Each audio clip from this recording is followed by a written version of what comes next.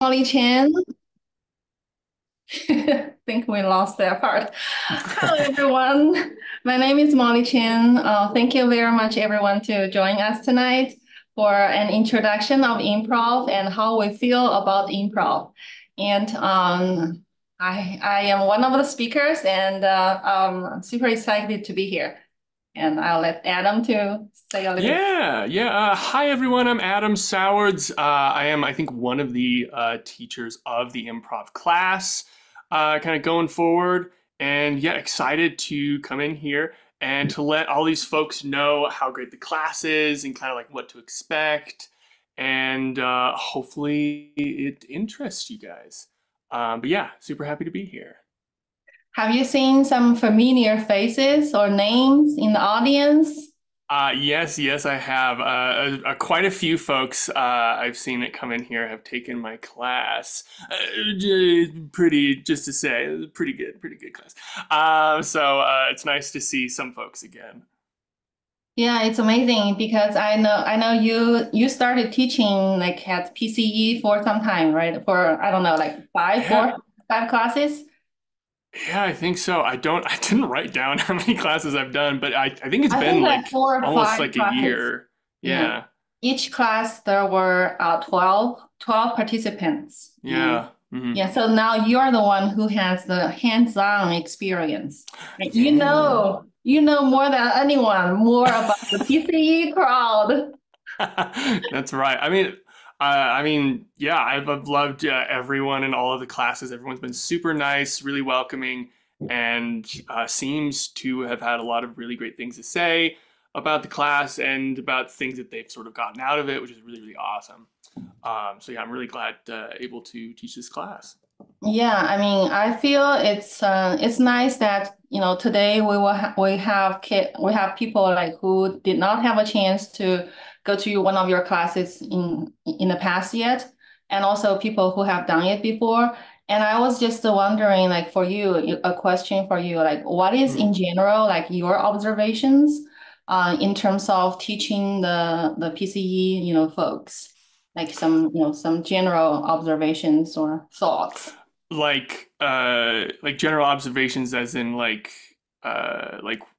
what folks think about the class, or just like what I've Like your seen observation, people like taking. your observation in terms of when you teach. I mean, I know like when I took improv classes, like how my body process it, and it's all about like accepting mistakes, like reduce anxiety, accept who I am, all those things. And I was just wondering, like, because I had taught some classes, but not like a PCE class, Hmm. PCE folks, and so I was just curious, how.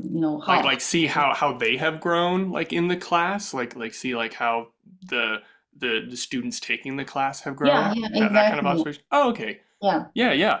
Um, I mean, right off the bat, I've definitely seen folks who have joined the improv class, uh, like across the board, even from the first class to the second class, have become a lot more comfortable with doing the sort of unexpected stuff, because a big part of improv is not planning, and we plan everything every single day, everything that we're going to say. We're always up here in our brains trying to plan everything.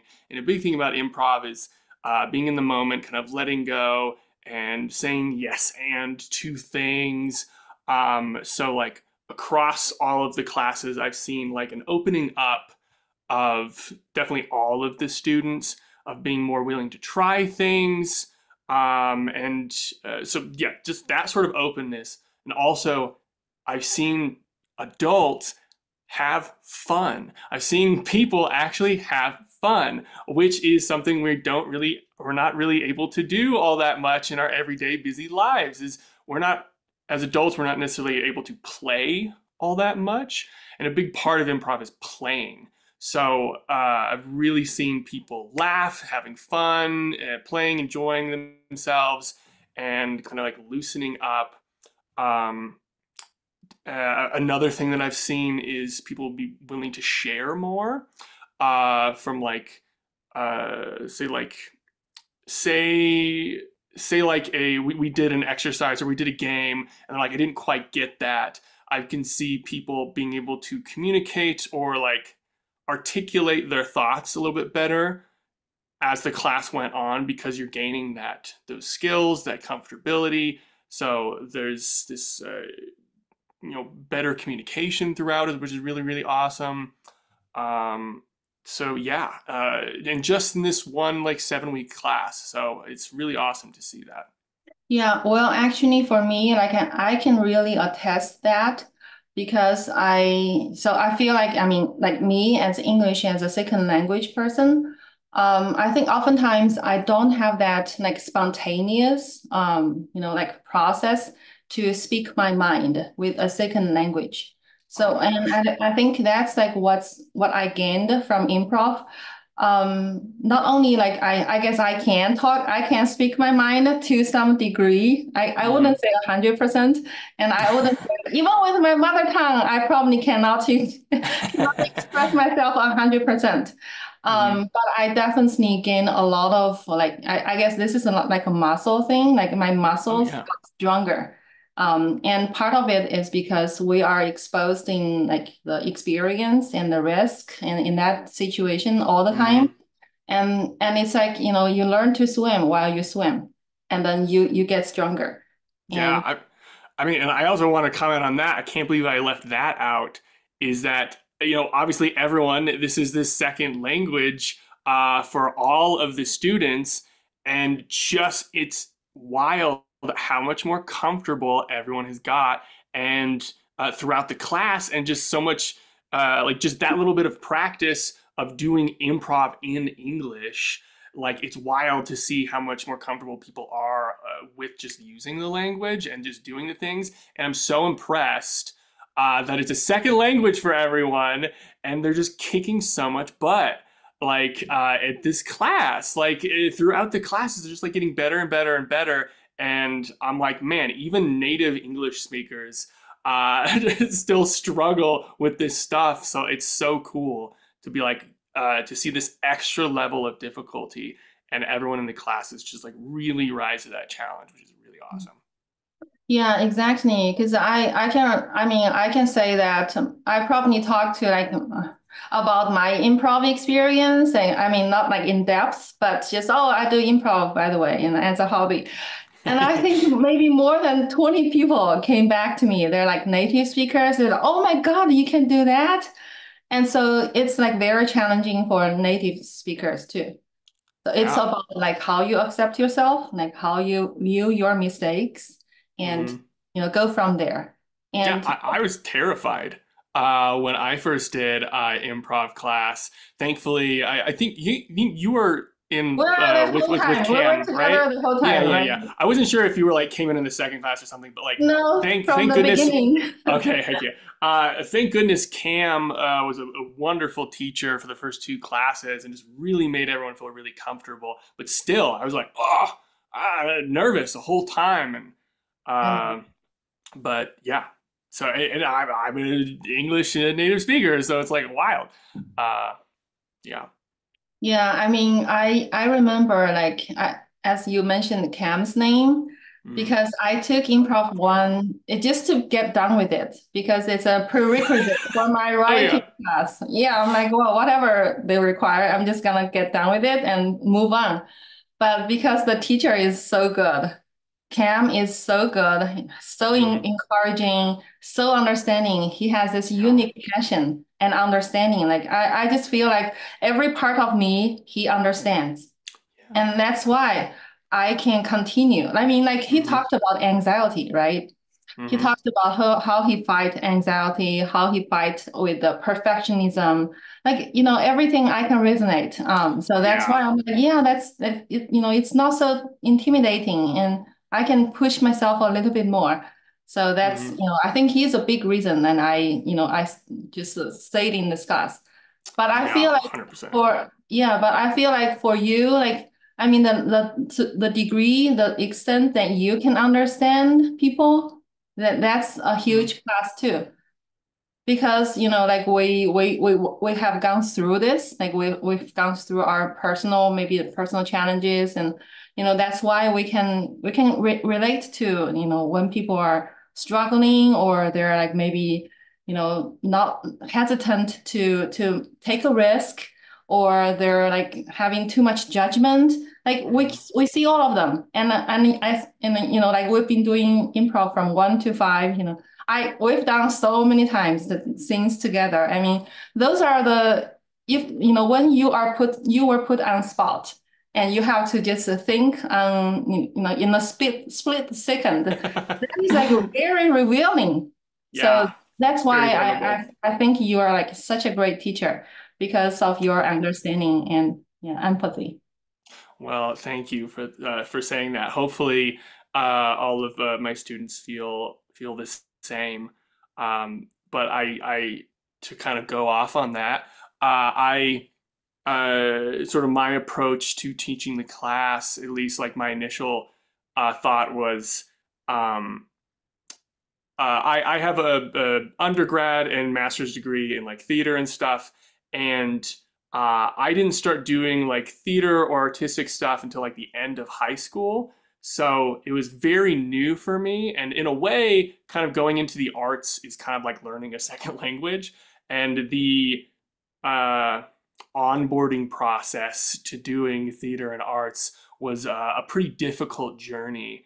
A little bit of gatekeeping and stuff from some folks in that kind of community, and like it's kind of like, how do you not know this? Blah, blah, blah, blah. So it's like it's a little intimidating for new folks to come in. So when I was teaching, when I wanted to teach a class like this, I was like, I want people to not feel that way. I want people to be as comfortable as they can, have zero experience and zero pressure, and ask questions and learn these skills, because you don't have to be a performer to get incredible benefits from taking improv or any sort of arts class, but especially improv, because we're talking about improv right now. But there's so many benefits that you can get from taking this class, and I want to kind of like break down that kind of barrier for new folks to come in and try this wonderful thing, because it gives you so many benefits in other areas, besides just the traditional improv performing comedic uh, center of it all. Yeah, so as I was thinking, like some of the benefits I got from improv, like I have been always telling people, like improv has changed my life. That is like a true statement. Yeah. It's about I am like I can take more risk, because when like going to an improv class, it is taking risk. And in Hmm. the in improv class, like you're in a safe environment, and you're like practicing taking risk all the time. Hmm. And also to me, what really helped me was I actually saw other people struggle too. Like Yeah. when, yeah, like Hmm. when they struggle, and they're like so nervous, or like they can't find their words, or 如果你想听嘛，这个挺好的。Oh, okay, well, I can that worked. understand. You can't. She just said something about you. Oh, Stop. okay. No, not really. As I was observing other people, like kind of having similar struggle, and that just gave me like, I don't know, like reassurance, or maybe it's like a shared human experience, because Mhm. in the past, like I just always feel like, oh, I'm like non-native speaker, I'm Chinese, and I'm so different, I shouldn't be here. And but then I saw like other classmates and everyone that they're having different struggles, and those are Mhm. true too. And I can't undermine their struggles as well. So that just gave me like a totally different perspective, because I feel like we're all working on something, and we need Mhm. each other, and that's why we're in a group ensemble. Like the improv is essentially supporting each other, Mhm. make each other look good. Like so I that's part of the reason I like improv so much. Help me taking risk, and understand supporting each other. Yeah. Definitely like continuing off what you said, Molly, like yeah, the one of the core sort of kind of lessons that we learn is supporting each other. Whereas like say if you were a painter, you're kind of painting this painting by yourself, or if you're a stand-up comedian, you're on stage by yourself. But when we're doing improv in a class setting, and if in a performing setting, you're all there to watch each other's backs, to support each other, to lift each other up, to make each other look good, like Molly said. And it's a wonderful skill to remember that, like, hey, we're not in this world alone. We're here to make community and to help each other, to collaborate. Collaboration is the most beautiful thing in the world, and I always want to do it all the time. And it's a wonderful thing that we get to do in the class. Yeah, For exactly. folks that don't know, do we want to like define? Do I want to explain what improv is, so Oh, that actually, folks want to no, know? don't. I don't feel guilty because I put something out there in the introduction. Oh, you did. Okay. Meeting introduction, I talked about even the history of improv. Ah, fancy, You probably fancy. don't know.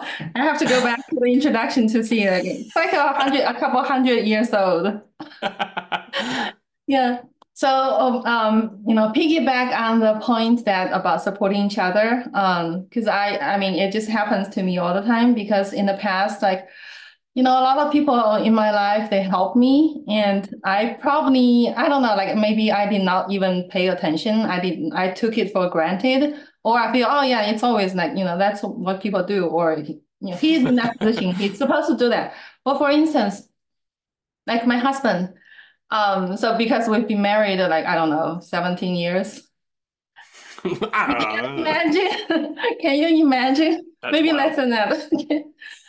And up until recently, I just realized that, oh, he has done so much for me. And I probably did not like appreciate that enough. And so that's part of the yes part, yes, that's about acknowledging your reality. So, like I am doing all the stuff, improv, like writing sketches. My husband is there, even though it's off work hours, and he is out there to take care of the kids. So I am really, really grateful for what he did. And I feel like this is going back and forth. If I show like I am so grateful and he feels seen, he feels appreciated, and he will want to support me eventually, we're kind of like my life is like improv too. Like both of us were supporting each other. We want to, both of us to be successful. I mean, maybe no, actually tomorrow will be his chance because he's going to play soccer. So I'm gonna take care of the kids. Woo! Yeah, that's about the support. So I'm like, it's about saying yes to your reality, like accept the reality you are in, and also offer your end, which is in my case is provide appreciation and do things for him. Hmm. Yeah, exactly. I mean, uh, kind of getting at the sort of like core of what you're talking about is that like improv, the improv class lends itself to a lot of other areas of your life besides just what it's traditionally used as. Like traditionally, it's a group comedic performance and stuff. And in the class, we learn like these specific skills and methodologies to be able to on the spot make up these sort of comedic performances, et cetera, et cetera. But there's so many sort of like auxiliary or ancillary skills that you uh, learn from doing that process that helps other parts of your life.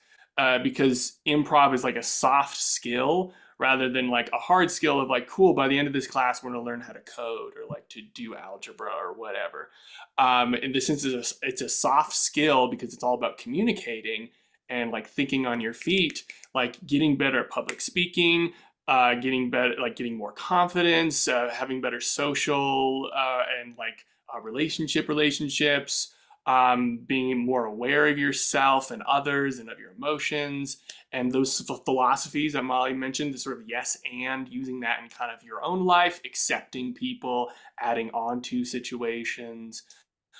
supporting people, letting go of judgment, mistakes, like so many awesome things that that are just like kind of secondary benefits from taking the class that I've seen affect in my own life. I didn't realize um, until I was in like the middle of taking improv when we were going through the classes. I was like, wow, I didn't realize how much judgment I had for myself and for other folks. And I was like, wow, because I was just judging everything that I did and just being like, that wasn't very good, or they didn't do a good job. And I was like, wow, this is terrible. This is such a bad mindset to have when going into life, and especially into improv. And improv helps kind of turn that switch a little bit, and it really improves, like I said, just all these sort of social situations and also your kind of mindset. This is kind of like a tangent, but like, in therapy, there's these things called cognitive distortions, which can come from if you're depressed or whatever. They're kind of like filters you can have over the world, and you can kind of see things through like a negative lens when they might not be negative. So your thoughts kind of turn things negative when they're not. So like a really cool thing that improv did, obviously improv is not therapy, but a really cool thing that improv did was kind of jumpstart that process of being like, Mhm. hey, maybe let's view the world and other people and yourself a little bit differently, which is really helpful. Yeah, I can totally relate to that, because I think the whole process gave me that so many times, and I can see myself like much more clear. I didn't know like I was like that until I was exposed in that scene. And and Adam, like the first couple of levels, and sometimes I feel bad after the class, and it Oh, would yeah. me it took me about like some in the beginning like about a month to figure it out, like, oh, why am I so upset about Yeah. keep on thinking about, yeah, oh yeah, finally, okay. And but now, like, if I was upset, and I can possibly get to know that the next day if I am lucky, or sometimes instantly, because if it's for something like happens so often, and I Mhm. can identify them like more quickly. But Yeah. and another thing about improv, what it has done for me, because I mean, like, it's related to my cultural background, or or maybe like personal experience. So like growing up, like my like cultural, or like the expectations about me is to follow instructions, follow authority, and not having my own opinions. I would so that I definitely have that tendency, and I tend to be small and invisible because I feel safe. Yeah. Because like growing up, it's like if you talk about whatever is in your mind, the people around me, they will think it's not good idea, it's not your place to talk, or you gotta, what you need to do is to follow. So going, like now I realize that's like part of my, my growing up experience. And I just feel like, sometimes I even before my improv class, I even have to like put a note like in front of my computer and saying, I choose to be not small and invisible. Ugh. And then You're gonna I make try. me cry, Molly. Oh my God. Mm, Jeez. well, if you can relate to that, I mean, yes. I Yeah. don't know. Is it only me, or? No, uh, I think there's an aspect of that that I can relate to, but I know that a lot of other people can relate to that. And I think that's really powerful to share, and also really cool that improv could help you with something like that because yeah, Yeah, a lot of sort of things where we grow up or who we grow up with or our culture or the people we're surrounded by, a lot of those things can kind of push us down, which hopefully improv can help us kind of come out of that a little bit. yeah. Because like if you think about it, like as we are adults now, like every action we take, or thoughts, or sentence that coming from our mouths, and that is us. So if you choose not to do anything, that's us too. Mm-hmm. So like, I mean, there's nothing wrong if I'm just being small and invisible. There's nothing wrong. It's my choice. And I feel safe and it's okay. I believe like in the world, millions of people like, Yeah. choose to live like that. But at the same time, like all the actions, small like words and anything coming from us, that is us too. So I want to have a voice. I mean, everything about me that is a gift to the world. And because I have good intention, or I think it's good intention, or that's part of me, I deserve that. And Yeah. yeah, so I want to give it to the world. I want to show the world what I have. And not and also not being judged by myself, not shutting down, listen to others, let other people do it. They know how to do Yeah. it. I don't know how to do it. Yeah, so I feel like if you think about the logic, I mean, we deserve every bit of it. We deserve Mm-hmm. to be ourselves and just to take the risk and say the words and do the things you want to do. Yeah, we Mm-hmm. deserve it because it is our lives. 100% 100%. And I think putting that in a more like technical perspective, if folks have that, like what we're doing in the class is having the ability to practice and to make mistakes in a place that doesn't have that judgment or those uh, consequences of real life situation. So if you think about it, like we're just kind of practicing to be better at life, to be better at any sort of communication based stuff, and that's what people need. If you've heard Yeah. that I can't remember the exact number, but it's like 50,000 hours or 40,000 hours, you become like an expert in something if you do it enough times. I don't remember the exact number. Don't at me. Like But 10,000? Is it yeah, 10,000? I think it's 10,000 hours. Yeah, where you get an expert at something. Like we also need that for communication. We also need that for like these other parts of our lives. So improv is just another way to do that. Yeah. Like if you joined like a speech class or giving speeches or public speaking class. I haven't taken one, but I feel like there's a lot of pressure because it's like, cool, I'm going to prepare a speech on my own, and then I'm going to go up in front of the class and then give that speech, and then I get to go back into my corner and anxiety. In this Well, class, it's like we're just going back and forth, going back and forth. We're always talking, we're always jumping in and out. So there's not like, oh, there's time to prepare and I have to do this thing. And then I get to have this kind of like built up sort of anxiety kind of thing. We don't do that in improv because we're constantly jumping in and out and stuff. So you don't have time to be in your head, which helps. yeah. Well, on the note about public speech, I did Mm-hmm. that. Ah, was I the did class Toastmaster. structured differently, or Yeah, it is was it like that? it is very structured. There is a portion that's impromptu speech. Oh, okay. But it's well, I guess it's like whatever you want to say. I can't remember if you have to talk about something, but it's impromptu. Mm-hmm. But other than that, it's all like structured. You prepare the speech, and it is something different because back then when I was doing it, my goal was to get better with delivering or writing, but not necessarily all the other parts, like everything about improv. So I Mm-hmm. can totally say that improv, I mean, I'm addicted to improv. I'm not addicted to public speech. Yeah. I'll say I that. mean, and also speaking for myself here, like I, though I did like theater and stuff, I did not want to do public speaking. I did not want to do presentations or anything like that. They made me very nervous. I'm more of an introverted type person. And doing a meeting like this would have scared the crap out of old me. So, like, going through improv and like just having a conversation like this, like it's sort of like interview kind of style conversation, would really scare old Adam. So after going through improv, I was like, oh yeah, I can do this. This is Great. fine. I can And do this. you This is know great. what? And you know what?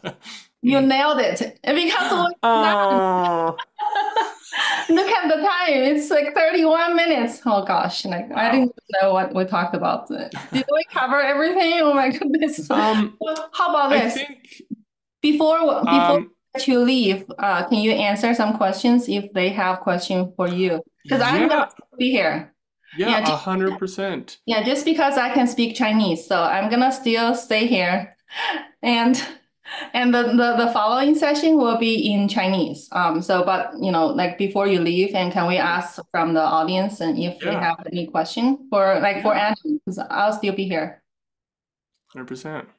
or like from Happy the to other answer. hosts, any questions for Yeah, Adam? yeah. Any questions? Or Happy to answer. you can type in the chat box or turn on your mic.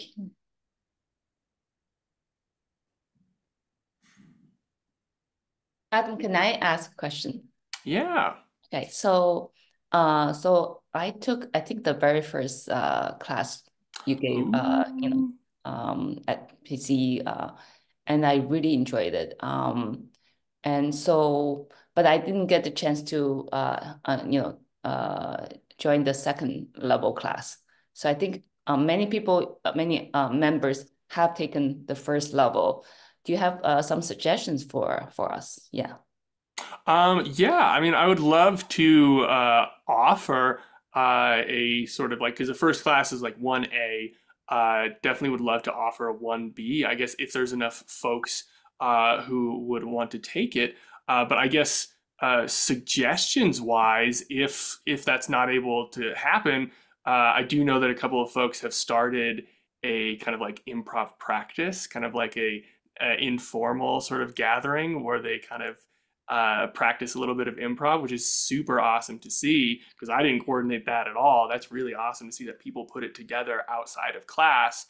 And also, if you're feeling more comfortable and we can't offer that class, going to a second city type place to take an online class or going to an in-person class if you're comfortable with that, I definitely recommend if you've gone through the class.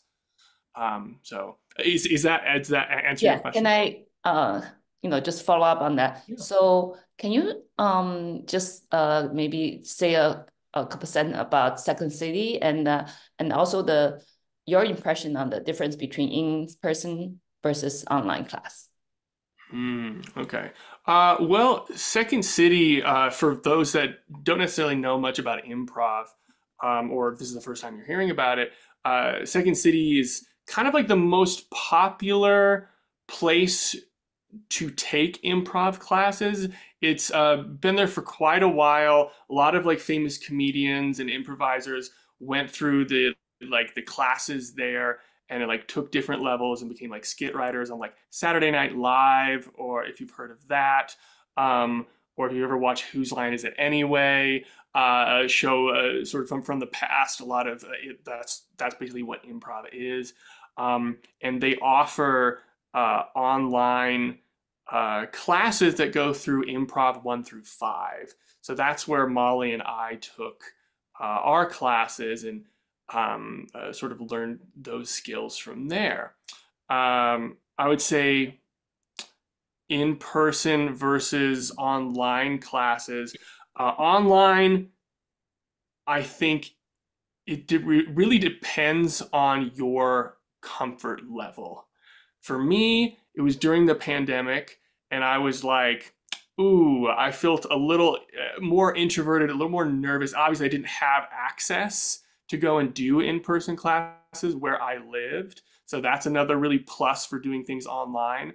And you can kind of build that confidence from doing online stuff because you don't necessarily have to worry about moving your body all that much. You can just kind of be in one spot in this little tiny box and learn these kind of foundational skills, and then based on who you are as a person. For me, I was like, I want to do that first rather than jumping into the deep end and going in person.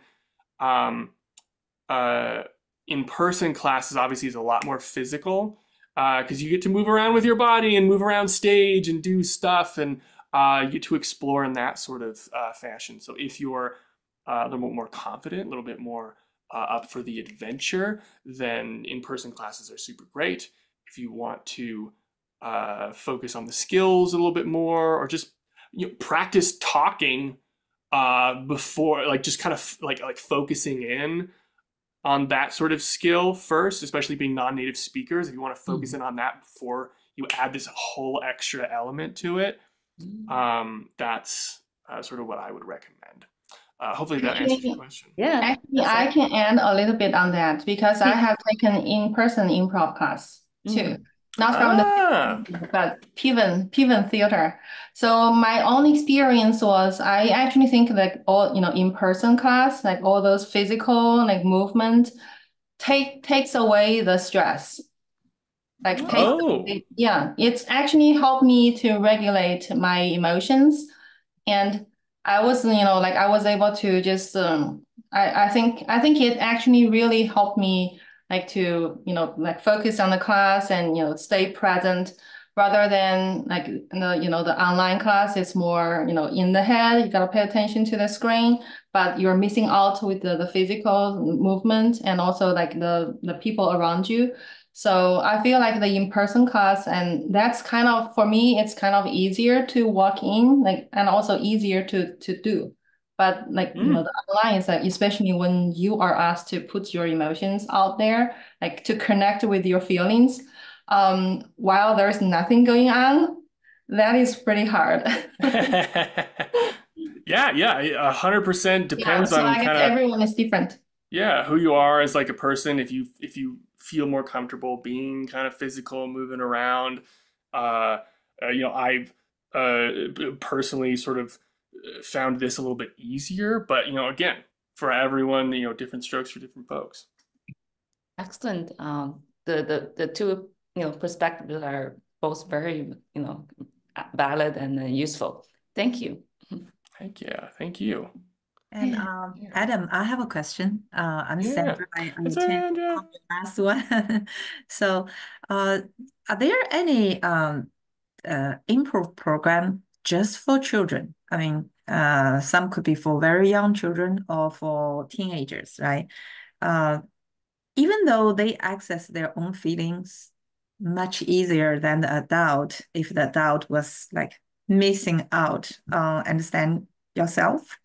But still, I can see that like you could see there are some kids being labeled like nerd, kind of they are so good in academic, but not so close to understand themselves or understand others, right? Or some people, some kids like to like some like very introverted or whatever, right? So you can see that because this is a parenting organization. Yeah. So do you know anything, any resource tools or experience evidence, anything you can tell the parents like what can improv do to their kids if there are certain classes? Yeah, I would say definitely two-part question or two-part answer there. I would say there's definitely is improv classes for kids specifically. The ones that I've seen, it's mostly like high school and then like maybe like a year before that seems to be the general like best start period for kids to like do sort of improv, or at least the improv classes that we would do like more as an adult. With the kids early, like younger than that, it's more of like just having fun and doing fun games rather than learning kind of like the methodology behind improv and like doing it like properly, quote unquote. Let's see. Well, sorry, I completely forgot the rest of your question. So it was the improv classes for kids, and then kind of how that relates. How that help kids? I mean, you have any experience or yeah, class, right? I would say that. Let's see. I'm not a parent myself, but for 3 days of the week, I am like the sort of main babysitter for my two nephews. One is almost 1 and one is almost 3. And at least for sort of my parenting or my uncling of my nephews, I've definitely seen from taking the improv class, for like teaching and from taking the improv class myself, I've seen more patience with myself, with my nephews.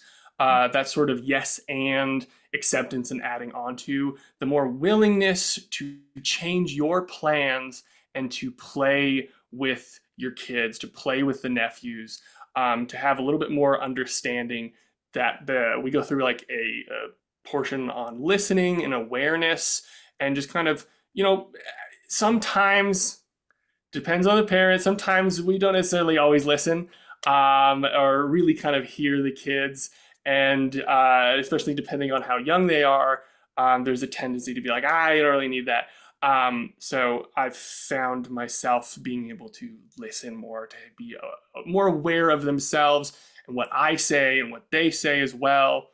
But I think the biggest part is just that instead of play, instead of fun, and being able to change and alter your plans, to be able to connect better with your kids, and for me to connect better with my nephews.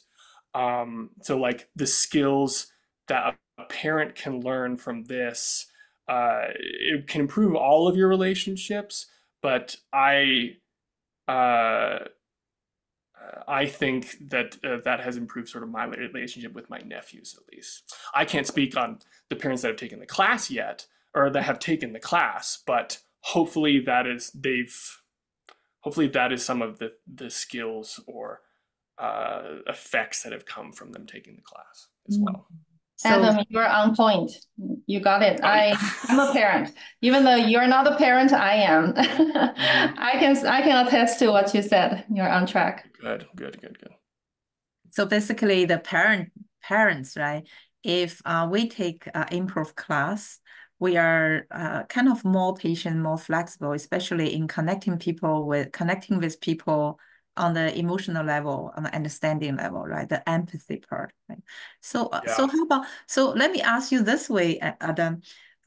If you, as a teenage or just a pre-high schooler, if you ever learned improv in your like 8th, 9th, 11th grade, now given that you know it now, right? What do you think that would benefit you? Oh, hugely. Oh my gosh. I was so nervous, being able to like talk to people. Like like we were saying before, like improv just improves your ability to communicate. And that is one of the, especially as a kid, end of middle school, going into high school, you're nervous about everything. And you're always worried about what you're going to say, and if you're going to say something wrong. And being able to practice that, especially, in my own journey in middle school, growing up, middle school feels like the most judgmental period, because that's the hardest time for kids, because that's where we're going through like puberty and stuff, so many changes and all that kind of stuff. And being able to at least be able to speak your mind, or at least being able to not judge yourself as much, would be a super helpful tool, I think. And hopefully would bring a little bit less anxiety into everyday life if I would have taken classes like this when I was a teen. Oh, Adam, when you say huge, I feel my empathy just goes to the young Adam when you were in middle school. Yeah. Now you feel very free connecting with us. Yeah. Actually, may I just have a follow-up question on that, or just add a comment. So my observation is that a lot of people, including the native speakers, my kids and my friends, they have hard time to do small talks. I feel like if you have taken, you probably confirm, if you have taken, improv classes and do the, practice training a lot, I think you can improve your small talk skills greatly. I feel like small talk is a great way to connect with strangers, even, people around you who are not strangers, like your friends, and also know how to, I think they call it super communicators, is you want, there's a new book, I think, on this. You want your talk to match the emotional level of the person next to you. Sometimes the person wants to talk about, is really to express their emotion, their needs, and sometimes they seek advice, suggestions, or sometimes they just want to do like a social connection, you know. And I wonder if you feel improv is a great way, I mean, a effective way to, you know, train the skills to be if not super, really good communicators. Yeah.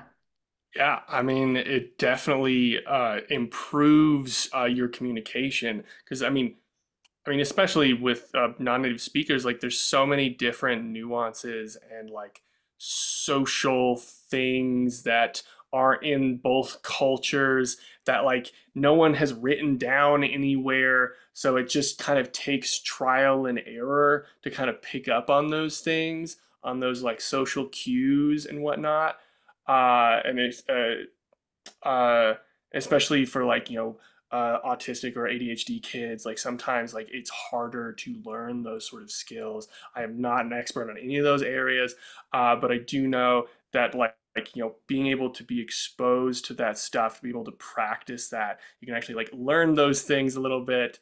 And especially if it's not focused on like, hey, we're gonna learn for you, we're gonna make you learn to talk better. It's like, no, hey, we're playing games and we're having fun. Like that's seems to me like a better way of sort of learning these skills, doing it in a way that you're actually gonna have fun and maybe not even realize that you're doing it at the same time, and doing it in a safe space so that when you do make mistakes, because we all make mistakes, like Molly said, you seeing other people struggle in the class, we struggle as well in the class. I mean, it's but you also succeed in the class and have really good fun times. But struggle is part of that, and I think you can definitely gain those sort of skills to become a little bit better at communicating. When you mentioned small talk before, I hated small talk. I hated small talk. I did not want to talk to anyone. Go through the cashier at the grocery line. I'm like, oh, don't talk to me. Go away. Or like the mailman. I'm like, oh, I'm just gonna stay in my house. I don't want to talk I couldn't imagine that. But I think you talked. I mean, you talked a lot in our class. You're like the top two people. Like you're always doing small talk. Well, I mean, I kind of forced myself to do it because I was like, I want to make friends. I want to talk to these people, and also I have this like need to make other people feel comfortable whenever we're in a social situation. But just recently, I found myself doing a little being willing to do small talk more than I did before improv. Like there's a neighbor who lives near my sister that where I watched my nephews at, and like never would have talked to that guy before. He came out the other day and I was like, oh, hey, how's it going, man? And we talked about stuff and blah, blah, blah, and kids and whatever. And had a nice little small talk situation, and more and more of those throughout. But yeah, improv makes that easier to make those steps. Thank you. Yeah. Okay, I'll see. Looks like, let's see if we have more questions. Adam, you're popular. Like we don't want to let you leave. We don't want to let you leave. You're gonna come back and talk about your challenges, like your troubles, make us feel better. Like, good. You are struggling too. Like you don't want to do small talks, and because I don't like small talk. Oh yeah, 100. Yeah, I don't want anyone to feel any sort of sense of just like, this guy knows what he's doing. I don't know what I'm doing. No one knows what they're doing in life, and we all struggle. We all like, it's been a journey to sort of get to this place. And like speaking, thinking back to like Adam before even like sort of getting into the arts, like high school, middle school, elementary, that kind of area. Everyone that basically knew me or knew me tangentially, like, oh yeah, that's a quiet kid. Like, yeah, that kid's an introvert. They don't talk that much. You don't say all that much, do you, Adam? I'm like, no. So going through the arts and theater, and especially improv, another sort of big step because we're all growing and figuring out this life together. Yeah, I mean, like your experience like of being the quiet kid and just to have, kind of gifted you with all the empathy to understand people. That is your superpower on Yeah, top of the I mean, superpower and of it improv. helps that my mom is a therapist, so that also helps as well. Don't you know that? Oh my Yeah, God. yeah, Sounds like she's a, tons of superpower. yeah, very, very, very blessed to have my Oh, mom. So great. Okay, I guess we're gonna wrap up and have you enjoy your rest of your night. all right, thank you all. Unless you wanna stick around and listen to us talking in Chinese. I would love to stick around and not know anything that's happening and just be a little fly on the wall. Uh, but thank you all so much for having me, and hopefully I'll see you all in the classes soon. And thank you so much, Molly. Thank you much, PCE, and see you guys later. Yeah, Thank you so we'll much. grow together. Thank you for coming. Bye. Bye.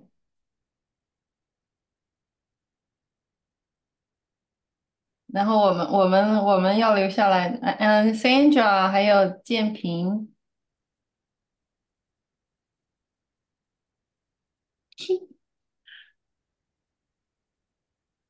好开心，好开心。Gabby 的耶，sorry，我是应该要叫你先 Gabby 来介绍 PCE 吗？建平好，忘了对我看到你们开始 energy 很足啊，所以我就没有打断你，我觉得非常好，哦你直接入戏，忘了，没关系，没关系，反正我想来的大部分也可能是会员啦，或者都比较熟悉的。我们需要再介绍一下吗？还是先继续谈这个话题？可以到最后的时候介绍 PCE。那么可以，那要不最后再谈 PCE 吧？对呀，那可以就继续。接着谈，对，大家感觉怎么样？我觉得我们两个感觉就一直在说 improv 对我们有多好多好，但是确确实实是很真实的，真实感受到的。能感到你们是由衷的这个，就是感谢这些课对你们的这个影响，其实我一开始呢，真的是不是特别理解，就是说 improv 和对小孩子直接的影响是什么。但刚才 Adam 说 huge，那个时候又说他是很内向的孩子，我的脑子就立刻回到了，就是我自己初中、高中比较害羞的一个人。就是而且那时候对自我形象就是有特别强的 awareness，老怕自己行错做错很在意朋友那个比如说本来我们挺好的，哎，他怎么又跟那个人很好了？就是这个女孩子之间的故事哎，老师怎么看我我上课这个问题是举手太多了还是太少了？就是我就能想象我当时就有点回去了那么他又说他那时候是特别内向，特别不讲话我还想到我们这边有一个女孩子就当年是很受 bully 就是因为就特别不能够 speak up for herself。我就想说，哎呀，如果有个地方让孩子们就是 yes and，就像玩游戏，就像击鼓传花，就像传球一样，很 natural 的就这么，比如说一个 summer camp，就这么玩一个 summer。玩的她就是 so easy to express herself, so comfortable and expressing myself is a given, is what I deserve, is so natural to me. That's wonderful. 我就觉得，对，因为我就是之前一直就是做2018年开始做教育戏剧嘛，然后我那个时候就其实教小孩子教的比较多，就是都是教6到9岁的孩子，然后那个教育戏剧也是有很多的 improv 在里面，因为你要把他们叫到就是给他们讲故事到一个情景，然后他们的自己的反应，自己的这些东西都会出来。然后我就觉得我教了大概有2年的样子，然后我发现其实孩子还是会有一些帮助，就是说他会 open up，也会觉得比如说出现一个情形，然后我们会讨论为什么这个人会有这个会有这些 opinion 啊什么这些，对孩子是肯定是有帮助，而且他们可能会掌握一个方法，就是 self reflection。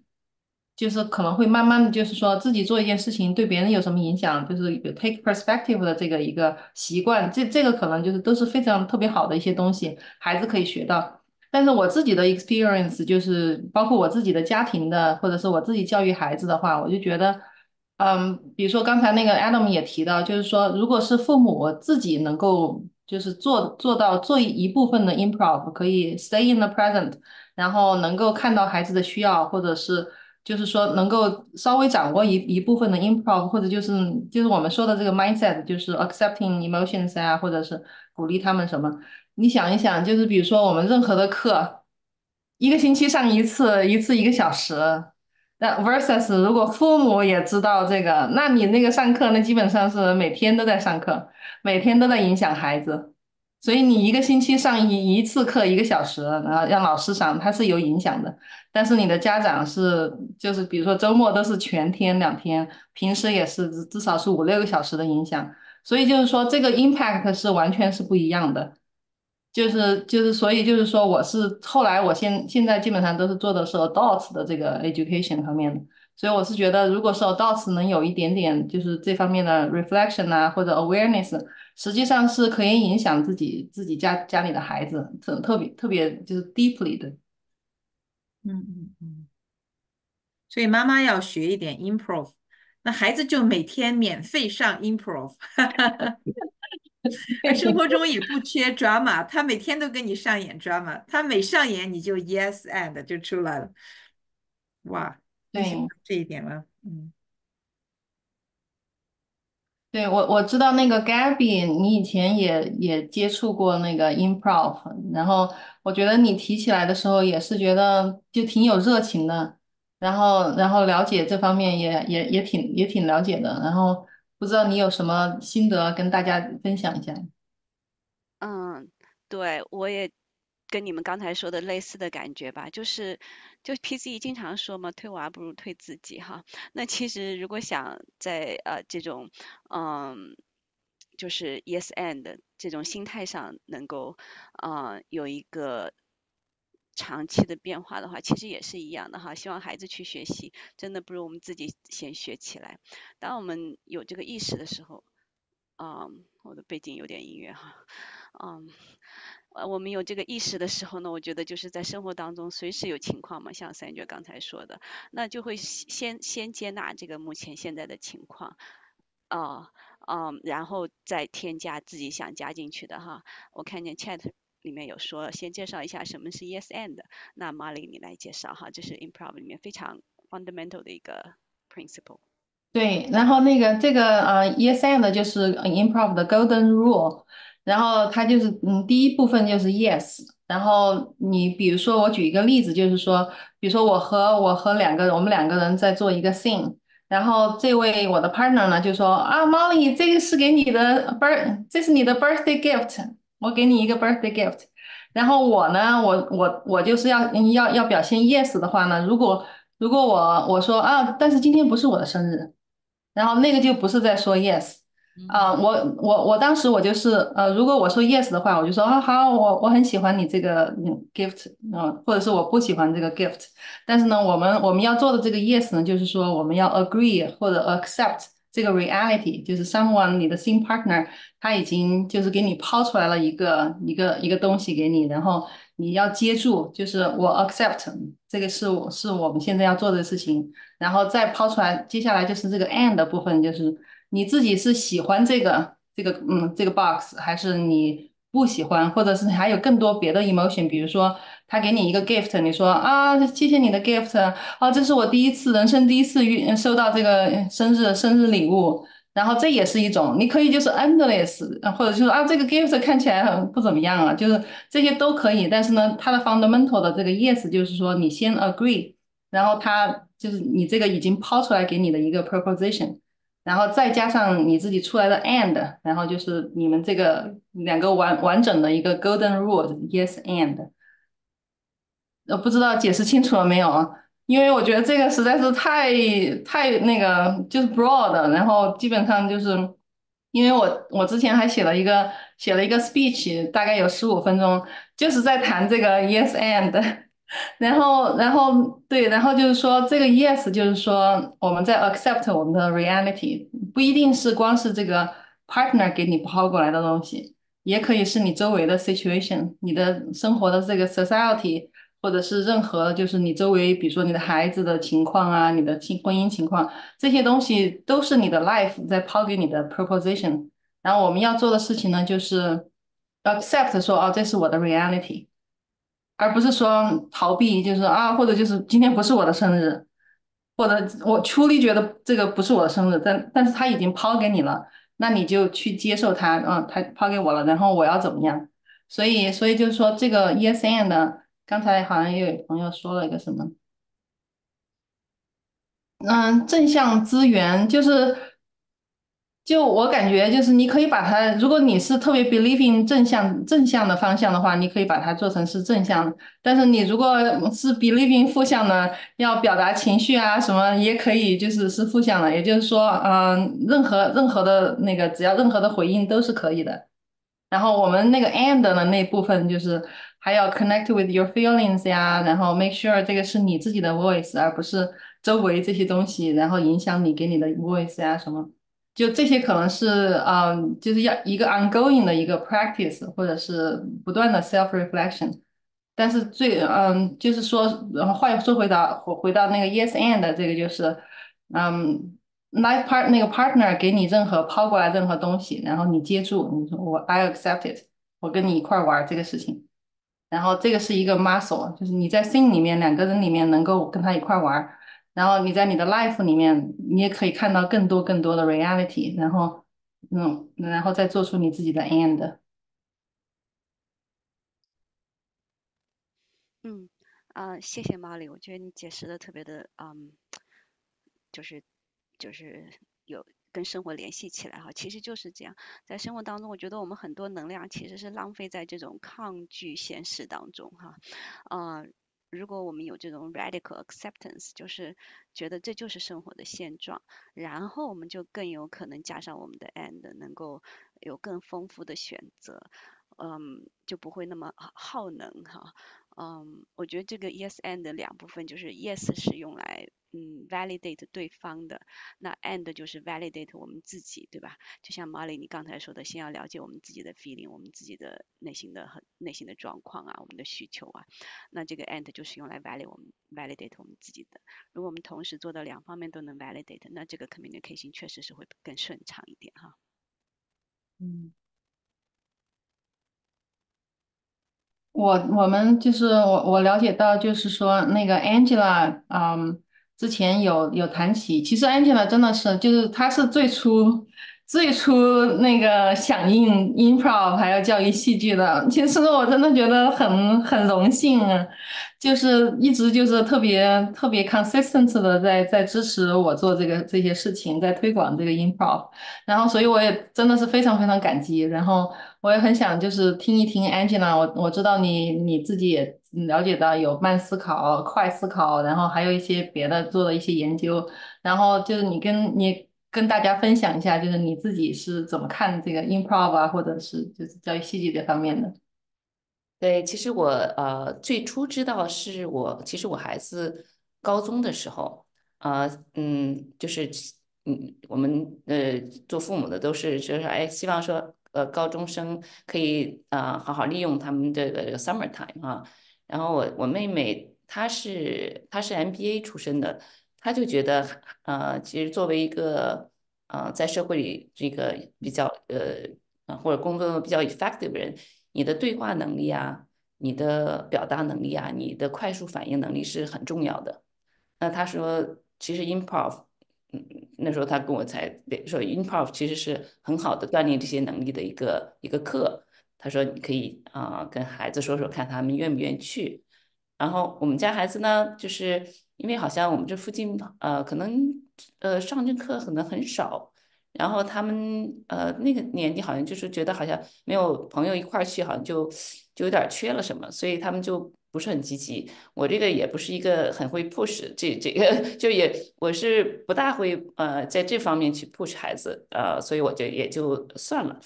但是我自己是蛮感兴趣的，然后后来我在那个 PC，你看就遇到了你，然后哎，我就看到你非常有 passion 来那个 advocate 啊，这个工具，哎，我就引起了我更多的好奇，对，然后那正好去年是我做会长，我就想说，哎，那咱们这个不是会员要工作坊，咱们这个可以给会员这个 bonus 哈。哎，这是一个很好的一个工作坊，那我们就开始做起来。我特别感谢 Molly，其实后面很多的组织这个 tedious work，Adam 是后来我就很幸运的进入我第一期是做 Adam 学员，我整个上下来确实之前的我一些就是一些非常初期的这些理解什么的，我觉得还是相当的吻合。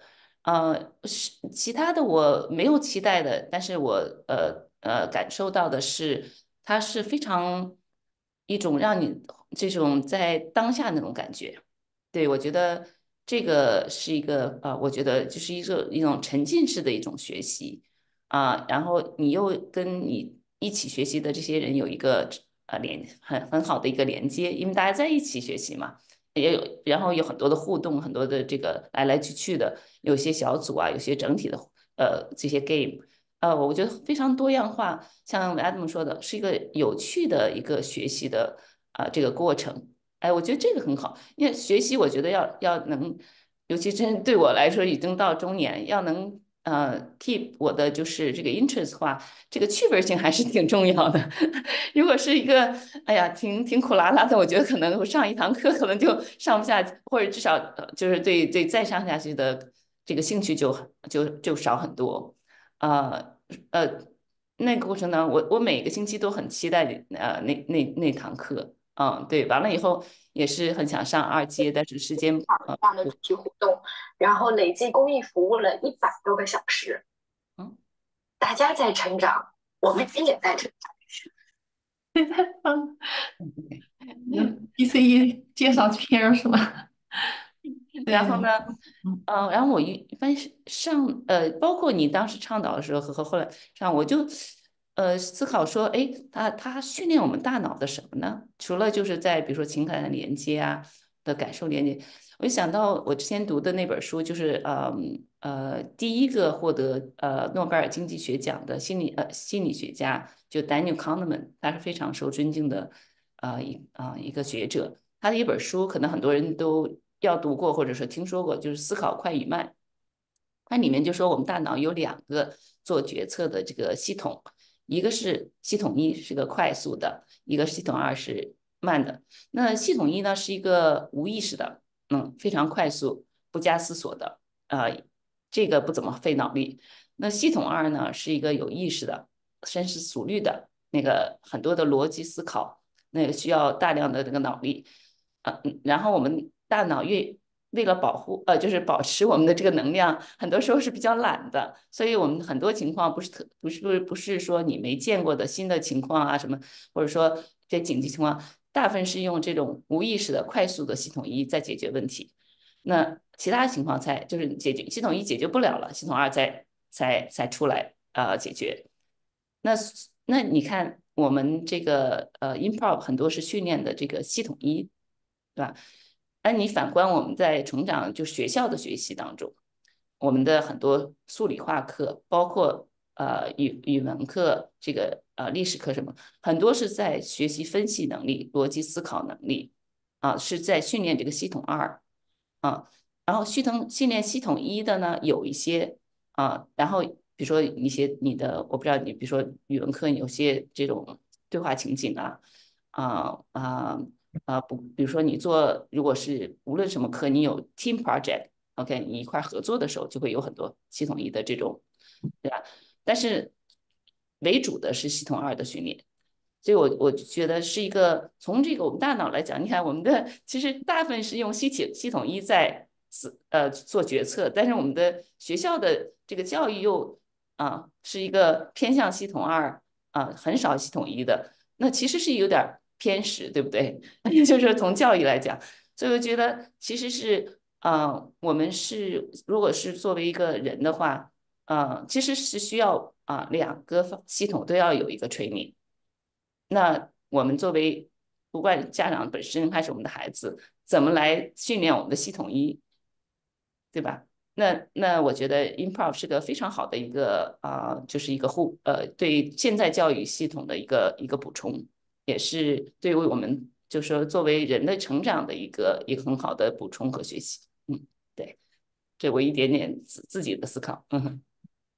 对你说的那个系统一和系统二，让我想起我前段时间有去一个那个 retreat，然后我们说的就是比如说手掌这个就是大脑，就是他们就是简化的啊，然后这个大指头呢就是limbic，嗯，你们可能听说过啊，你们在做那个脑科学是吧？是的，是的。然后 limbic 就是你可能你刚才说的那个系统一，就是它是直觉感受，然后可能遇到事情以后想都不想，直接这就是它的反应。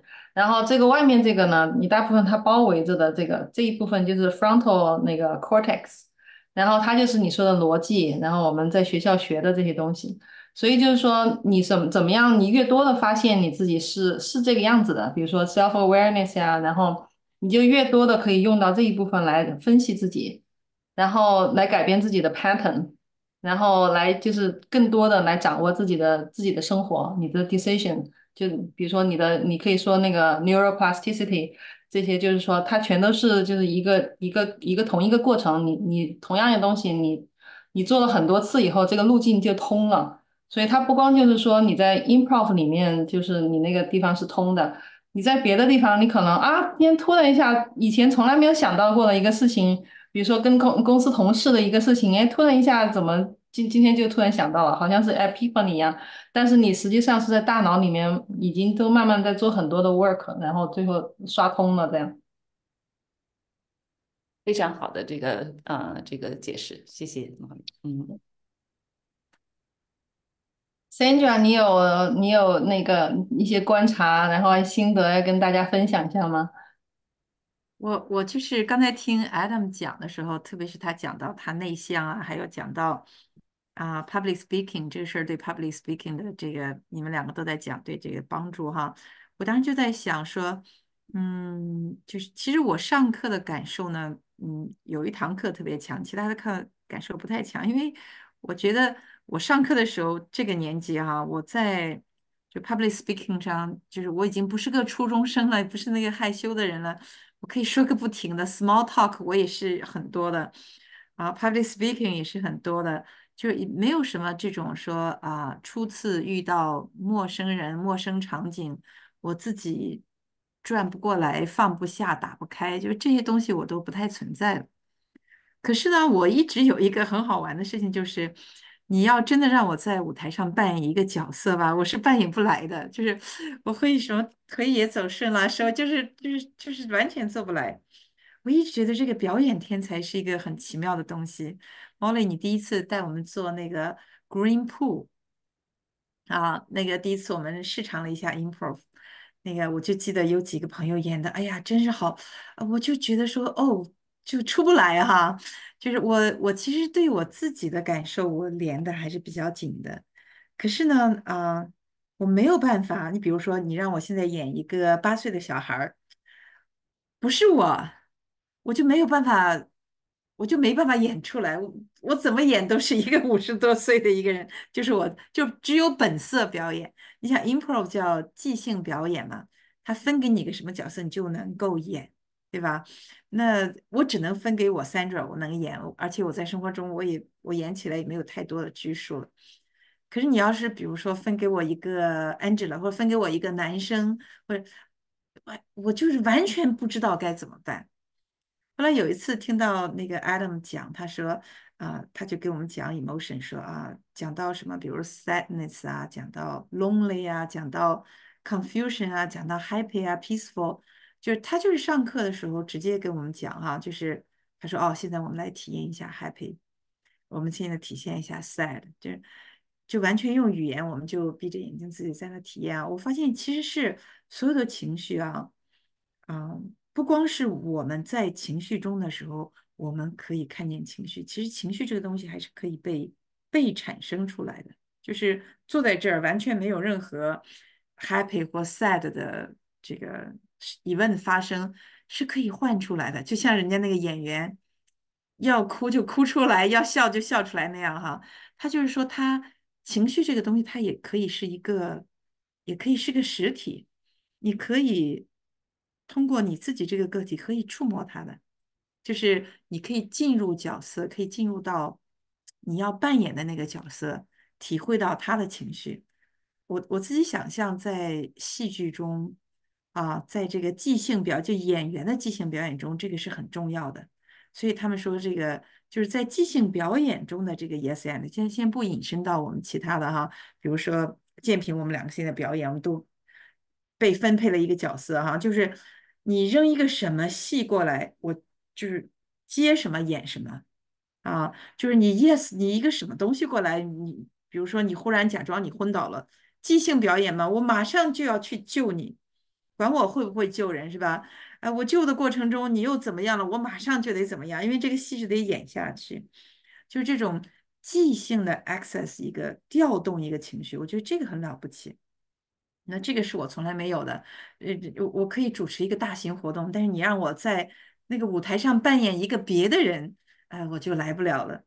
那我就想说，那生活中一些比较艰难的对话，一些 critical talk critical conversation 一些，特别是工作中一些比较难的时候就是我表达自己是从来没有问题，我可以吵，可以争，可以用 NVC 但是我能不能飞快的 assess 对方，就是把这个戏很好的演下去？哎，这个东西我没有。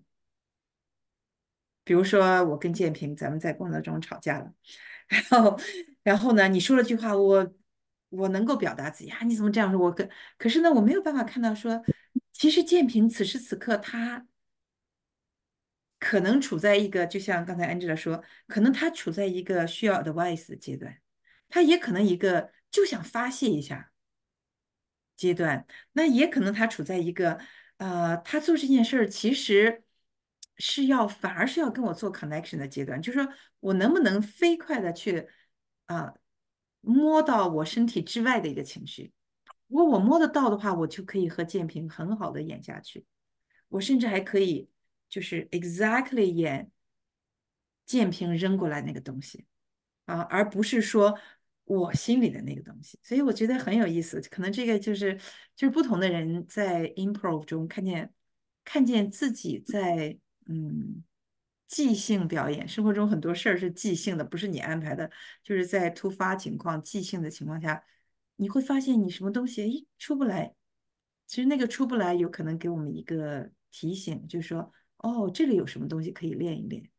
那 import 里他又必须演下去，你不能卡壳的，yes and yes and 就一直要演下去那可能也是给你一些，就是你时刻要去就克服你不太得劲儿的那个东西，也不怕犯错，因为这个东西靠练嘛。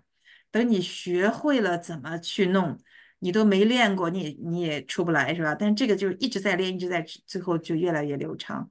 所以我觉得它可能是一个，非常好的一个就是人际联络的一个练习的工具。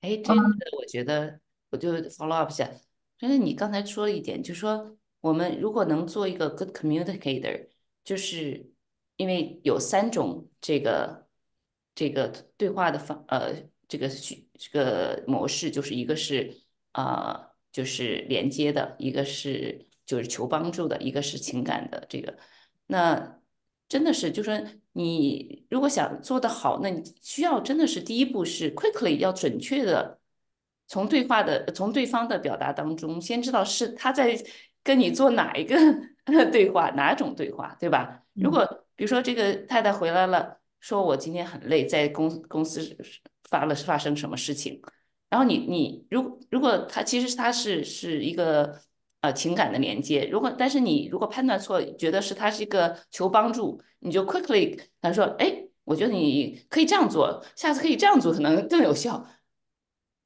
那就真的是我们是一个对吧？就是 mismatch 的一个communication。那这个第一个妻子肯定是就觉得我你太不了解我了，我了解你，对吧？就是想得到你的同情安慰，然后你给我一个出这么多主意，还要我再继续提高，觉得我做的不够好。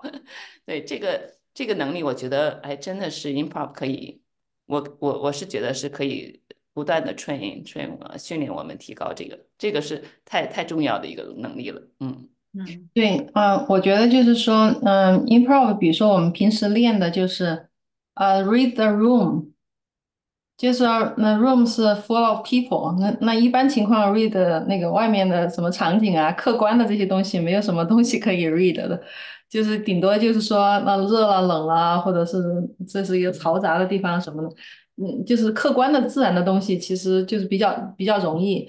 但是呢，read the room 的话，就是说你这个 room 的整个感觉是什么，这个 vibe 是什么，然后你会很快的，不管这个 room 里面是有一个人还是有好些人开会。然后就是很快的能掌握到，就是这个是怎么样一个情况，然后那个再 connect with your own body, your own feelings，然后你就能够找到自己和这个 room 的这些人的关系。其实说到这个地方，我挺想，就这个可能不是我们这个 improv 的这个 cover，就是我们现在这个，包括我们说的都是一个 improv 的 introduction。但是呢，就是说在更高阶层的话，往下走的那个 improv，因为我很想介绍一个，就是跟大家分享一个那个例子，就是我们在做很多，就要做很多 group thing，就是 group，就比如说6个人一块儿做一个 thing，然后不管就是说我学到的内容，就是说我们不知道做了多少次了，可能20-30次吧。就是说，不管我们想出来是什么样一个，可以是公司的会议，可以是 town hall、village town hall meeting，可以是学校的什么 board meeting，然后你可以是小朋友在 playground 的一块儿坐着要玩儿，分享食物，就是你能想到的，我们任何能想到的 group 出来一堆人要一块儿说话，它永远是有一个逻辑的主线，永远是 follow 这个人性的一个走向。就是说，这些人就是我当时感触最深的就是，我觉得也特别有意思的就是。就是说我们当时那个老师他也是一个好莱坞的导演，然后他就说，在这些 group 的 scene 里面，不管是公司还是怎么样，最终落实到最 bottom 最重要的就是关系。就是说看互相之间的关系，然后你跟他们的关系，这关系怎样建立呢？你开始去的时候，你比如说 town hall meeting，然后要开一个 restaurant 或者不开一个 restaurant，然后这个关系你大家都 walking，然后还不知道谁是谁，然后也不知道谁是表演什么，怎么样就能有一个关系？怎么样一步一步的发展到最后有这个关系，就是最重要的。有了关系以后，你就有自己的 emotions 嘛。你就同意不同意，然后就很 full。但是在那个之前，就是怎么样发展到后面有这个关系，就是说你先 walk into 这个一个 situation，这一个 room full of people，你首先就会看到，你可以自己先 offer，这个是那个 optional 的，你可以自己先 offer，说我自己先介绍我是谁，我给大家，只要你去说，或者是别人先 offer，就有一个东西在那儿了。我们就有一个 proposition 了，就是这个就是我们要所有人要 yes 的这个东西。然后，但是这些人 yes 完了以后，每个人都会 go back to their body，说我喜欢这个事儿吗？我喜欢这个人说的事儿吗？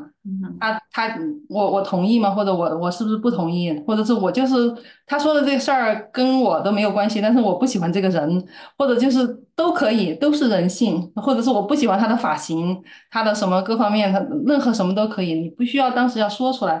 但是这些都是在 bottom 就是 background 在运行的。然后一旦你有了这些 dislike like，你有时就是那个 limbic 那个 system，你喜欢一个东西，喜欢一个人，你可能也都很难去解释你为什么喜欢，但是你最后出现了一个那个对这个 yes and 的一个反应了以后，你就接受它，然后你有了好恶，然后你可能就有了自己的一个那个 offering。然后再往下走，哎，你就会发现关系就开始了，因为你在做这个事情的同时，大家都在做这个事情，大家都会在想说，哦，我喜欢这个人还是不喜欢，我要支持他还是我要 alliance 还是怎么样？就是所以就是说，我们当时的 exercise 就是在任何一个 group thing 里面啊，就都是最后都发展到就都是那个所有的电影里面，就是人和人什么你喜欢我，我喜欢你，或者是我们要谁的目标是跟谁是那个相反的啊什么，就是都最后都发展到那个就是顺从人性的这样一个发展的一个方向。因为为什么我们要做这个事情，就是因为我们做的是戏剧或者做的是 story，因为这些东西就是为什么我们要说人性，因为就是说我们的观众是要看，或者是我们自己是 part of it，然后我们要自己说的话呢，大家能够 relate，然后大家也愿意看，然后所以就是说我们做这些整个过程，就是让我就更多的了解到那个 human nature。然后包括我自己的 human nature，我自己想要在这个 group 里面是什么一个状态，然后想过成什么样子，所以我觉得就是说，对我而言，就是比如说 read the room 呀，或者是 read other people 啊，这个对我帮助特别特别大。嗯嗯，这段好有启发。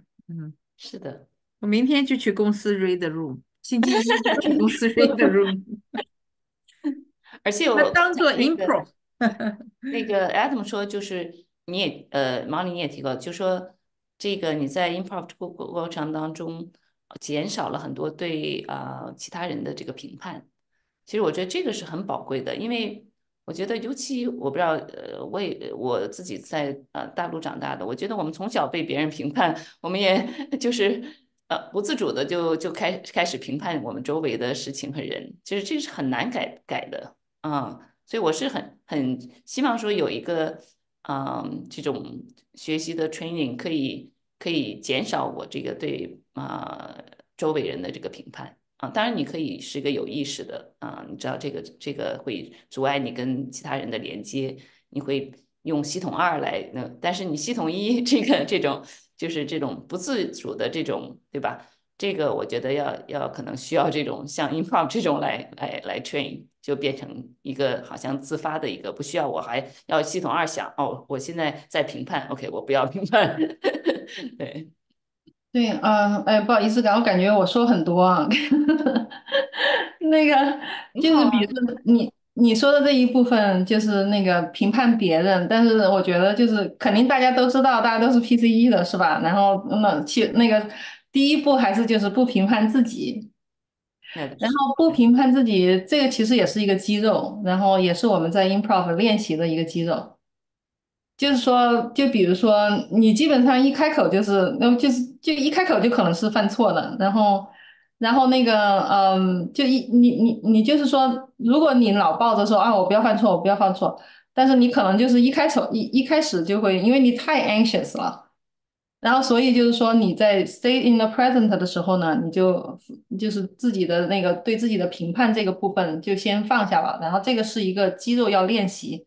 然后还有一部分就是你说，还有一部分就是比如说我们 PCE 也曾经也多次说到，就是说你说那个不评判自己这个很难做到。当然我们可以通过 improv 来练习，然后但是我觉得就是说同时就是比如说在 PCE 的各种其他的讲座呀，或者是要教我们大家读的书啊这些，其实都有谈到这个，就是说。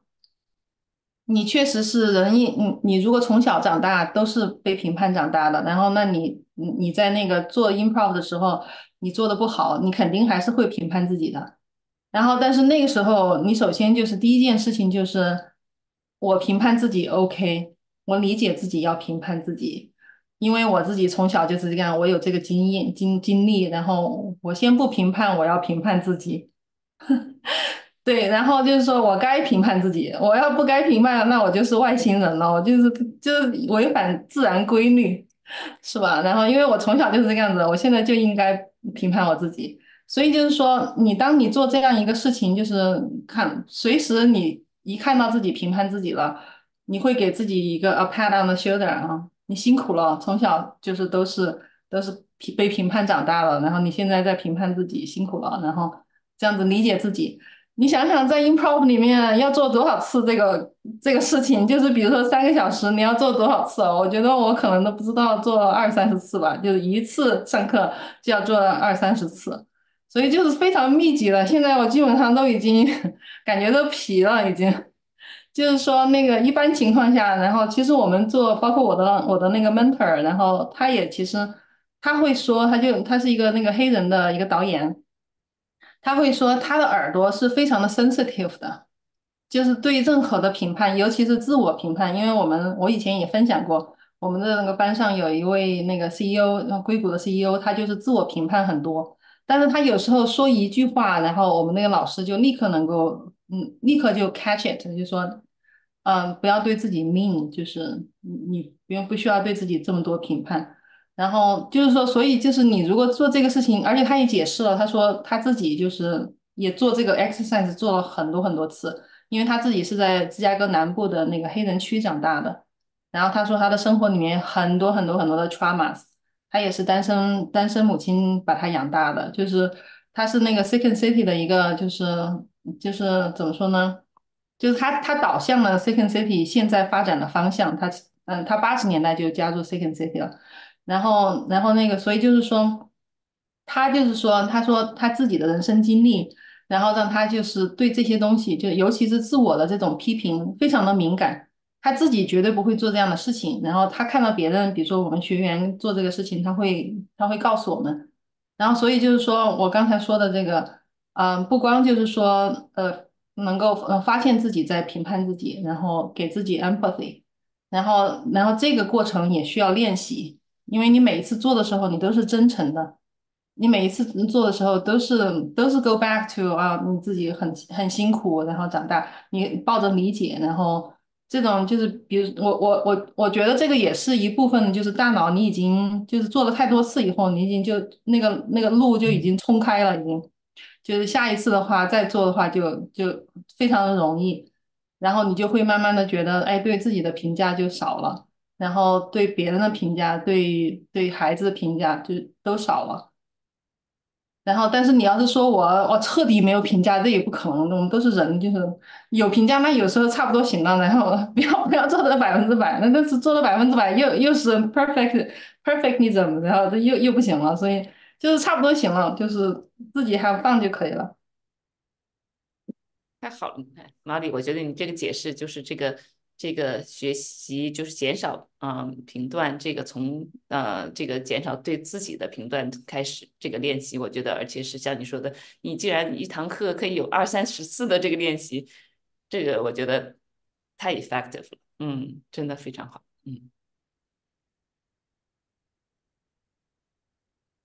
也有很多东说就是西呢，都是一个你说，Sandra。我说很多东西都是，我们知道一个什么东西好哈，但其实是有一个练习方式可以走过去的。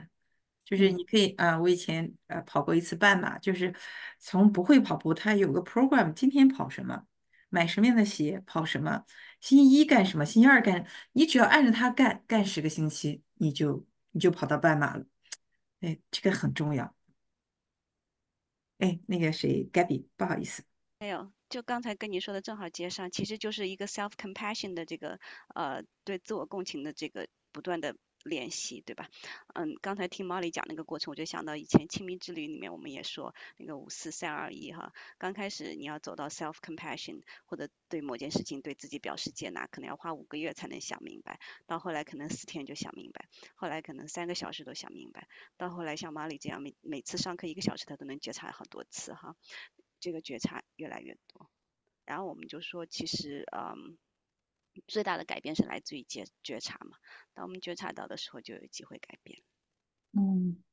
对，我就是刚才也在说，最开始的时候，我可能最开始上课的时候，我可能难受了，我还不知道我为什我难受，难受了都不知道自己难受，然后到后来难受了，但是也不知道为什么难受，然后到后来琢磨，然后那个，因为我也会跟我的 therapist 谈，然后也会自己去那个跟别的朋友啊或者 mentor 啊谈啊什么。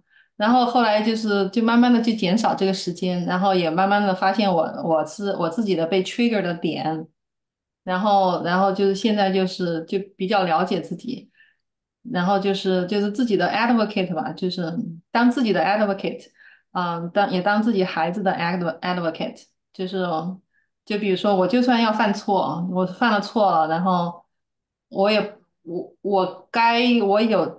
有 equal rights to make a mistake，因为大家都 make mistake。对，然后所以就是说，就是一种就是接纳吧，接纳自己。我记得那个我之前有跟大家分享了一个我们不是做的那个短剧吗？就是那个 Anti Money from Canada，然后那个其实还弄得挺，大家都演的挺认真的，然后我也照着读，结果照着读的给读错了台词，说什么你要是没有 roadmap to success，你就 behind forever 了，就那个是我的一个角色的台词，结果照着读都读成那个 road trip 了。是，对，然后，但是我自己回头看的时候，虽然那是一个 mistake，但是我特别特别开心，因为我当时所有一切都 on camera 嘛，我就看到我自己是，哎，怎么读成 road trip 了？因为我每次一提起 road 就是 road trip，就已经肌肉 memory 了，它不会有 road map 这样的一个词。然后，但是我每次后来这2天看那个录像的时候，每次看到我就想说，我就看到我当时的反应就是啊，读错了。然后先就是自嘲了一下，笑了一下，然后稳了一下，然后继续重新念过去。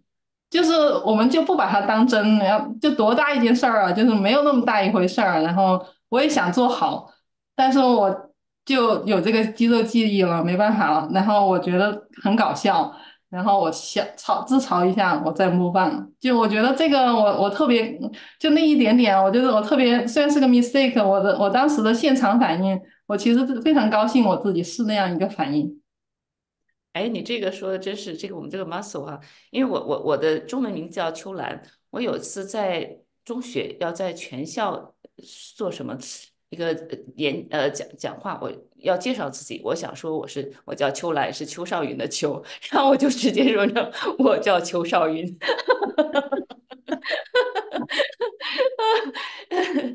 对我当时肯定没有像你这么很快就自嘲一下，肯定后面觉得多丢脸啊，说我叫周少云，挺好玩的，就是说，对，然后咱们时间不多哈，我能不能再提一下，就是我们在准备这个的时候，我跟三者都观察到，就是上个月来的这个罗教授哈，那个在就是2次 PC 的这个讲座的时候，他的巨大的改变，三者要不要你说说？啊，我在几年前记不得了，应该 pandemic 之前之前对host 过他一些，应该是2019年，，OK，对，就是我做会长那一年 host 过他一次。那么他还小小个子啊，很矍铄的走进来，这个好像那个 teenager 一样，讲啊讲，就是他那次呢，主要还是讲说，就是他的 passion 在怎么教青少年数学，他觉得数学之美啊，就这，那么他就说这个乒乓球啊什么，他就举一些例子，他就全部是用数学，但是呢，他就尽量让他放。那么，但是那次呢，我的感觉就是因为也现场很多问题吧，就是你不管问什么问题，他都一拉回到他自己的那个位置，因为他有话要说啊。那个，反正我们也觉得很棒啊。那这几年过后，他这次又来啊。那我知道他其实呢，在卡耐基梅隆，他就去上了戏剧课，这几年，他也就这几年才上的，他就专门去学了 improv。然后他学了以后呢，他就觉得就惊为天人，他觉得这个事儿这么好玩，他就在全国呢找了一批这种小 nerd 孩子，就是数学很棒。一般的来说，这个数学特别棒，特别棒，因为小孩儿嘛，这大脑发育都还有限，他可能在语言啊，在交友啊，make connection 上可能是一个 late bloomer 哈，所以有的时候在学校也有点儿偏。他就把这些小孩儿呢集中起来。然后找了一帮 improv 的戏剧演员，或者说就是老师，有偿的来培训他们，就让这些演员来上数学课，给他们看数学课是怎么上的，然后再让这些小孩儿出去上数学课，就教数学课，让演员来纠正 real time。所以他就有3拨人，一波是这些演员。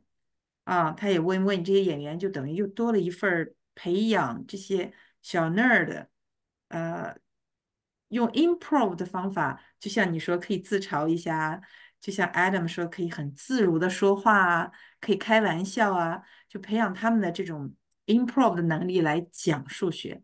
那还有一批呢，就一批孩子要学数学。啊，所以他就在过去这几年就一直用这种方式。他的理想是说，那这个教数学的这些小孩儿被教了 improv 之后呢，他其实不光是在教书了，他那种对自己的那个很 sure，对自己教的东西很 sure，在表达自己的时候很清晰哈。他实际上是一个小 leader。啊，但其实更受益的是下面那个跟他学的孩子，看见一个很会数学的孩子啊，比如说有可能我是个亚裔小女孩，我就看见一个亚裔的一个 teenage，很会数学，讲起来啊眉飞色舞，像个演员，我就心里很 look up to her，就是 I can become her，所以他是被一些很会数学、很会逻辑、头脑很聪明的小孩儿用非常灵活的方法教大的下一代。然后他们起来又变成讲员，他就很希望用这个系统呢，建一个年轻人的 leadership 全球网啊。这个是他的梦想，他的从以前教数学就扩大了嘛哈。但是关键是，我就看到他这个人，那么他这次来讲课呢，也还是讲这些东西，首先讲的更好了，但最关键是当现场提问的时候，他真的能听见人家问什么。而且说真的，那现场提问的人吧，因为他也不是很了解啥叫 improv，也可能心里老惦着我那个 nerd 的孩子怎么办，或者老惦着说我家不学数学怎么办，或者数学怎么加分儿，就每个人都在自己的那个叫什么，你叫他自己的那个叫什么 proposition 上，自己的故事里打转转，所以问出来问题啊，有的时候问老长也不一定问的很什么，他竟然能够听得到。他们是要 advice，还是要就是 venting，还是要 make connection？他能感受到对方，所以他总是用很简短的回答，而且他就是在回答对方，他从来不把对方又领进自己的领域来，又讲说其实数学这么重要。那这个让我觉得非常 amazing，就是我和我先生都有很强烈的感觉。我先生帮我们录像嘛，然后他就说：“哇，这罗教授这次好厉害啊，这个 public speaking 好厉害啊。”我说：“他回答问题好厉害啊，就是人家问了也啰里吧嗦的一场，哎，结果呢，他很简单的，但就让那问问题的人特别满意，因为 he meet them where they are。”而不是说把他们拉进来被我消灭哈。哎，我觉得很 amazing，所以对，我那天他你就是看，啊，他那天跟石慧是同台回答问题的，对吧？石慧是心理学家，是很嗯善于表达，嗯嗯，但他在台上跟石慧真的一点不逊色，就说那其天，实啊，因为石慧是我们的好朋友，而且是我们对，的好讲员，就是表达问题的嗯精确啊，嗯，会聆听，会听到点子上，已经很厉害了。是的，他俩同台，对，罗教授比石慧老师更能够 meet the questioner where they are，我觉得 so amazing。对。这是他在过去的4、5年里带着孩子做 improv、教 improv、学 improv 的结果。我觉得他又聪明，他又而且肯干。你想他每天几乎就一场两场，所以他每天都在，嗯嗯嗯嗯。对吧？在练习。在都在练习，练习，而且他以前的呢，他在以前也是每天1场2场啊，但是他没有一个，哦，方法，说，没有，他以前我觉得他是一个 pitcher，他是一嗯，个，他是一个 speaker，他就是你不管问什么问题，他都能转一圈。到自己的领域，我就说，不管飞机大炮，他都能领进来巷战，就是都能赢哈。但现在是他就是 meet you where，他从来不急于表达自己，他总是非常 clear meet you where you are 啊，这个是 amazing，非常 amazing。是我觉得聪明人也需很，要那个练习，需要训练，需要指导，对，嗯，对，improv 的那个 yes 那一部分就是 accept 这个 reality，因为你不可能改变对方，你就是在那个很短的时间内，很精确的了解到对方的那个 intent，这个挺重要的。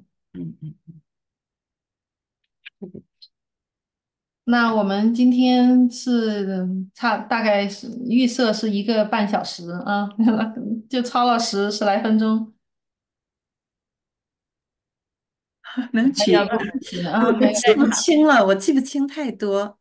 我在想哈，有一个人问了一个问题，说，我看能不能回忆。我那天急着在那儿 host 的，所以没做笔。你看我今天做一堆笔记哈。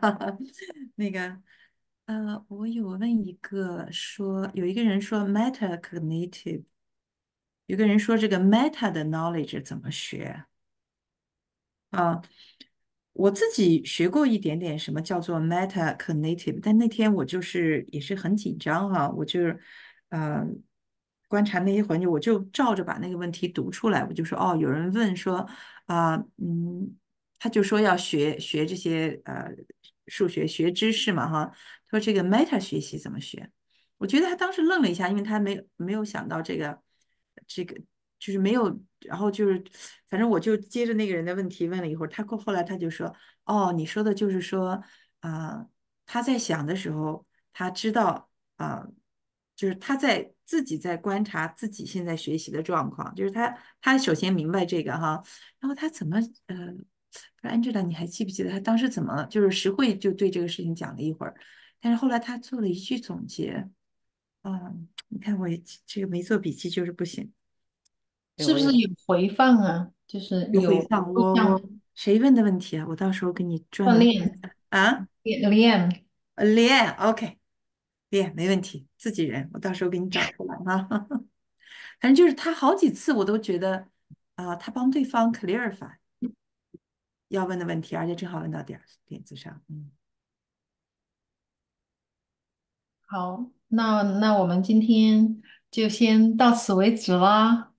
还有大家还想要有那个最后的发言吗？看看。对，看今天的，我不知道在线上的看看有没有问题啊，就是对，然后其他人如果要下去那个，如果你需要做别的事也就不一定也。或者我们再说说 PCE 啊，在线上如果哦，对对还没有 对对对，PCE VIP 会员的人多来了解我们，加盟我们做会员，还要做一个广告，就是因为我们有会员内部活动，还有这样的月会啊。今天是个月会，是公益的对外的，但会员内部活动呢，就是大家在一起讨论。我们下一次的月会呢是讲会员内部活动呢是 Angela 作为主要嘉宾。那我作为提问方然后石慧老师心理博士，他作为点评方，我们就是对这个整个育儿从小孩要择校一直到考大学就是有一个 framework。因为 Angela 在这个育儿方面很有心得，我们想给她挖一挖。好像这样呢，因为都比较私密性，我们都是 VIP 的，看看线上有没有朋友要加入我们的那个。建平，你要不要放一下？哎，好，对，大家可以看到我们的网站哈，这里有，就可以在电脑上能够加入我们的会员，那我们这个俱乐部呢叫父母子女教育俱乐部，它是一个非盈利、非宗教、非政治的一个教育组织哈。我们这里的微信码呢，大家也能看到已经是我们的远程12群了，欢迎如果有新朋友的话加入，那我们俱乐部呢从2003年就已经成立了，所以现在已经21年了快。一直坚持学习和宣传情商育儿。我们专注的呢是用来大家一起践行育儿育己、成长及成功的理念。所以我们的宗旨是为华人父母能够提供一个学习和讨论的平台，不断的能提高我们自己和我们子女的情商，关注心理健康，能够这样增进和子女的交流，发展健全的真我。那下面呢对，我们还有一个公众号哈，情商父母 PCE，大家可以在那里面search有我们往期的文章，还有 YouTube channel 可以查到我们以前这些约会啊、年会的录像哈，大家可以再去回看。上次罗伯森教授那个录像应该也在那个里面了。还有其他什么问题可以问我们哈，也可以先加入这个微信群，有什么问题都可以在里面问。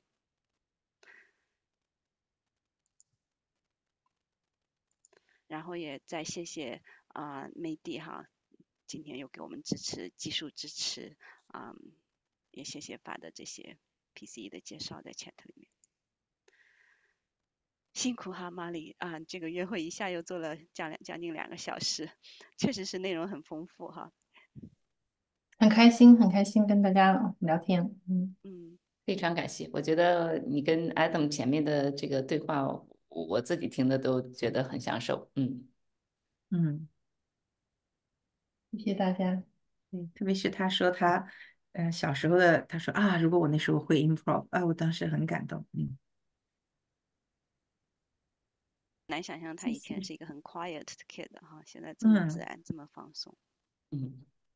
关键是那个 kid 心里蛮焦虑、蛮痛苦的，就是不知道怎么走出来的感觉哈。是。谢谢。那我们就一块儿学，学了以后，我们孩子天天上免费的 improv。是坚持下去。对。那个今年的暑假也快开始了，其实也可以鼓励孩子们去上课，对，可以几个孩子一起去上，我觉得有伴儿。对，我女儿现在就在上 improv class。你说说这个。对，绝对不能够迟到。哇，绝对不能够到别的地儿就不能再去，比如说去玩啊，或者是就上不了课了，那肯定是要不行的。哇，一定得上下去，就是因为她非常非常喜欢那个。哇，太好他了。今天跟我说他的 safe place，因为我女儿她是一个 quiet 还有很害羞的一个女孩子，就是 sensitive 的这种。然后我们今天在讨论，就是说因为那个她就说她自己有些 places 是她 feel safe 的 to be herself。我也 notice 了，她在这些地方她就是想说什么就说什么，然后但是有的时候第一次去，比如说我们今天去了 School of Rock。然后那是第一次去，然后我就发现他还是有一些那个拘谨。然后后来我们在车上就在聊这个事情，他说我那个 safe place 啊，我可以自己想说什么，有这些地方，有学校，有那个 improv 的那个 theater，然后还有游泳的 YMCA，然后还有什么 Goldfish 以前的那个游泳的那个地儿，然后还有什么？我说你基本上你在这些地方还有在家。我说你在这些地方，基本上 spend the 99% of your time 了，那基本上没有地方不 safe 了，没有 unsafe 了，所以我们就是刚好在聊这个事情，就是他就觉得在 theater 在那个 class 里面，他觉得非常的 safe，可以想说什么就说什么。女儿的这个 self awareness 很多啊，真好。哇，对，太好了。谢谢毛利，真是我自己都顾不得抬头，光记笔记了。谢谢哈。好学生。是不是可以写篇文章给 PCE 的公众号了都？我加压力，我立刻觉得不 comfortable 了。他就要等2年都不一定等得来。他对文字的要求太高。我们下一次再让石慧讲一讲这个叫做完美症和拖延症的这个你是完美症和拖这延症个和结合。谐统一，和谐统一。谢谢毛磊，这是也谢谢大学到好家，多东西，谢谢。谢谢大家。好，很感谢。那大家好，要不大家晚先这安。样哈，晚谢谢安。大家晚安，大家的参与，好好谢谢 休息。Gabby。没有，谢谢你，辛苦，谢谢美丽。再见。 OK，那我们就关门喽。好，谢谢感妹，谢，再见，好，妹。再见啊，拜拜。拜拜。谢谢。